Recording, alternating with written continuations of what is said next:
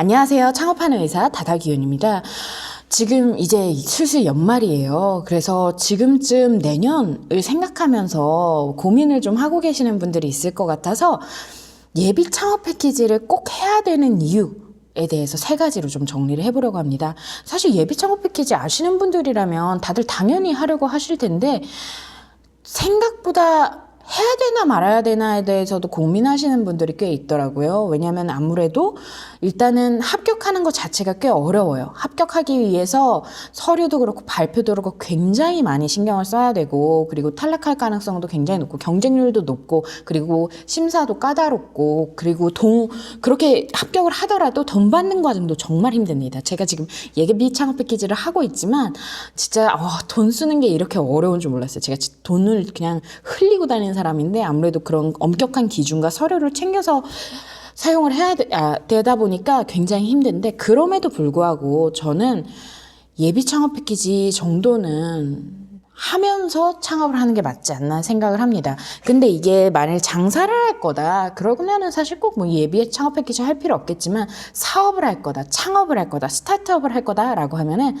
예비 창업 패키지로 첫 단추를 꿰는 거는 정말 굉장히 추천을 드립니다. 그 이유 3가지를 좀 정리를 해보면, 일단 첫 번째는 대표의 자부담금이 없는 사업이에요. 사실 이게 금액이 큰데 자부담금이 별로 없는 사업이 별로 없어요.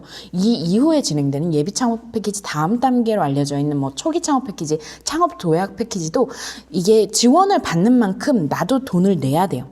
그래서 그만큼의 어떻게 보면 자본을 가지고 사업을 하겠다라는 걸 이렇게 증명을 할 수가 있고, 그리고 실제로 돈을 내야 되는데, 예비 창업 패키지만이 만인지까지는 모르겠지만 어쨌든 예비 창업 패키지는 그런 거 없이 나의 사업 아이템으로 평가를 해서 그 아이템 그리고 대표자의 능력 뭐 여러 가지를 고려해서 평가 기준을 맞춰서 그 돈을 줍니다. 나의 자본이 추가적으로 들어가는지 아닌지와는 상관없이 그 돈을 지원을 해줘요. 근데 물론 자부담금이 절대 안 들 수는 없어요. 진짜 미친 듯이 제 돈을 넣고 있는데, 어쨌든 그거와 상관없이 어쨌든 그 필수적인 자부담금이 없다는 게 사실 큰 장점이에요. 이건 다른 지원 사업들 비교해 보셔도 알겠지만 자부담금이 없고, 그리고 두 번째로 정말로 좋은 거는 대표자에게 용돈을 줍니다. 용돈을 줘요. 그 얘기가 뭐냐면, 사실 대표자의 인건비가 그 창업 지원 사업에 들어가 있을 거라고 생각하지만 그 어떤 사업도 대표자의 인건비는 주지 않습니다. 왜냐면은 왠지 모르겠어요. 어쨌든 대표자는 그냥 굶으면서 팀원 인건비는 줄 수 있는 게 대부분의 정부 지원 사업들인데, 이 예비 창업 패키지만은 창업 활동비라고 해서 대표자에게 50만 원씩 한 달에 용돈이 나옵니다. 이거는 증빙도 필요 없고 내가 필요한 뭐 사무집기 이런 거 써도 되고 그냥 뽑아서 이제 그냥 쓰는 거예요. 저는 이제 그거 뽑아가지고 뭐 마이너스 통장에 넣어놓고 거기서 필요한 거 쓰고 이러고 있는데, 중요한 게 50만 원이라는 게 솔직히 말씀드리면 처음에 지원할 때 굉장히 작아 보였어요. 50만 원 그거 주는 거 뭐 별거라고 뭐 그렇게 뭐 이렇게 딱 창업 활동비 준다고 강조를 해놨나 싶었는데, 시작하고 나니까 그 50만 원이 얼마나 감사한지, 게다가 증빙할 필요도 없다고 하니까 너무 좋은 거예요. 그래서 진짜 이거는 해봐야 아는 것 같아요. 50만 원이 얼마나 크고 얼마나 감사하고 얼마나 꿀맛 같은지는 해봐야 아실 거예요. 근데 정말로 큰 장점이고요. 그리고 마지막은 조금 지금 앞서 말씀드린 것과는 결이 좀 다를 수는 있는데, 사실 이 정도는 하고 이 정도는 검증을 받고 창업을 하는 게 맞지 않을까 싶어요. 왜냐하면은 결국에는 제가 이전 영상들에도 아마 남겼을 텐데, 창업이라는 건 나 혼자 하는 것이 아니라 시장에게 선택을 받아야 되는 부분이라 어느 정도 심사위원들도 설득을 할 수 있어야 되거든요. 그래서 사실 사업계획서에 글로 담아낼 수 있어야 되고, 뭐 그림이나 글 같이 해서 담아낼 수 있어야 되고, 마찬가지로 프레젠테이션도 사실 발표도 굉장히 잘할 수 있어야 되는 게 대표입니다. 그런 거를 왜 해야 돼? 라는 생각을 할 수 있지만 실제로 영업을 하는 게 대표의 역할이고, 또 투자를 유치를 하기 위해서도 발표 잘 못하면 돈 못 받아요. 대표라는 게 결국 내가 가지고 있는 아이템을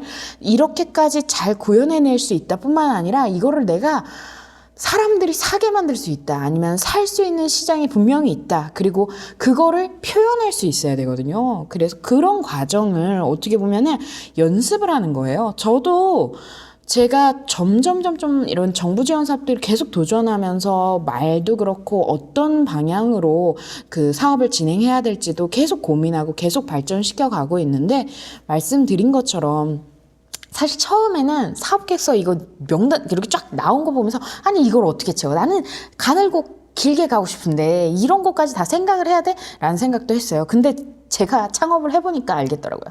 가늘고 길게라는 건 생각보다 없어요. 크다가 가늘고 길게는데도 그냥 처음부터 가늘면 그냥 없어지더라고요. 그래서 말씀드린 것처럼 좀 힘들더라도 좀 해보셨으면 좋겠어요.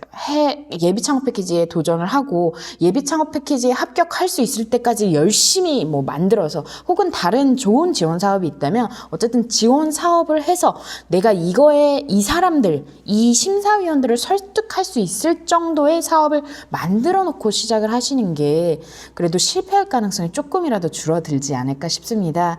그래서 제가 마지막 거 플랫폼 기획, 저희 플랫폼 기획서, 그 MVP 프로토타입의 플랫폼 기획서를 보여드리고서는 사업 계획서도 제가 조금 공개를 하려고 해요. 제가 저희 멘토님께서 제 사업 계획서를 잘 쓴 예로 사용하셨다길래 더 기분이 좋아서 사업 계획서도 전부는 아니고 부분 좀 공개를 해보겠습니다. 지금까지 창업하는 회사 다다기현이었고요. 내년에 예비 창업 패키지 지원을 고민하신다면 제가 앞으로 올리는 영상이 좀 도움이 되실 거예요.